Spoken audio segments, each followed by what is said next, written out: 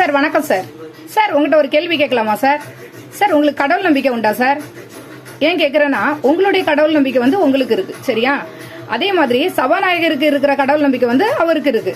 இதுல எந்த கருத்து வேறுபாடுகள்லாம் கிடையாது, ஓகேவா சார்? அதாவது நீங்க சொல்றீங்க 234 தொகுதி எம்எல்ஏ இவங்களை எல்லாம் அதிகாரம் பண்ற உரிமை வந்து சபாநாயகருக்கு உண்டு அப்படின்னு சொல்றீங்க, ஓகேவா?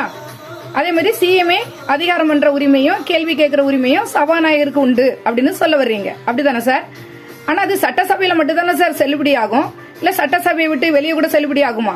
ஏன்னா உங்கள்கிட்ட கேட்டு தெரிஞ்சுக்கிறோம், ஓகேவா சார்? அதாவது சபாநாயகர் வந்து சட்டசபையில இருக்கும்போது எல்லாருமே கேள்வி கேட்கறீங்க, ஓகே.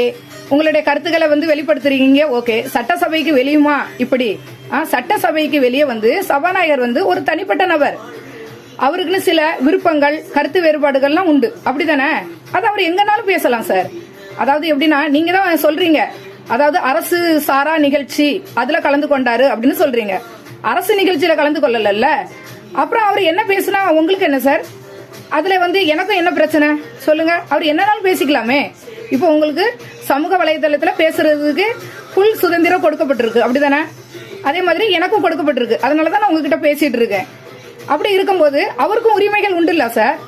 அவர்களுக்கு என்ன உரிமை கிடையாதா? அவர்களுக்கு உரிமை மறுக்கப்பட்டுள்ளதா? என் சபாநாயகருங்கிறதுனால அவரு எதுவுமே பேசக்கூடாதா பொது இடங்கள் எல்லாம்? இது எந்த விதத்துல சார் நியாயமாகும்? எல்லா ஸ்டேட்லயும் வந்து மத கலவரத்தை உண்டு பண்ணிக்கிட்டு இருக்கீங்க கொஞ்சம் கொஞ்சமா. இது மக்கள் வந்து பாத்துக்கிட்டு தான் இருக்காங்க, ஓகேவா? மக்களுக்கு தெளிவா தெரியும் சார். அதுவும் தமிழ்நாட்டு மக்கள் வந்து பொதுவாக சிந்தனை திறன் படைத்தவர்கள், சரியா? ஆமா, அவங்க நல்லா சிந்திக்க கூடியவங்க.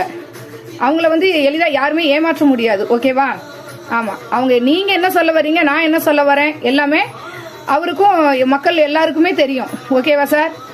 ஆமா, நீங்க வந்து சிஎம்க்கு ஆர்டர் போடுறீங்க, சபாநாயகர் வந்து இப்படிதான் இருக்கணும், இப்படி இருக்கக்கூடாது அப்படின்னு நீங்க ஆர்டர் போடுறீங்க. இது எந்த விதத்துல சார் நியாயமாகும்?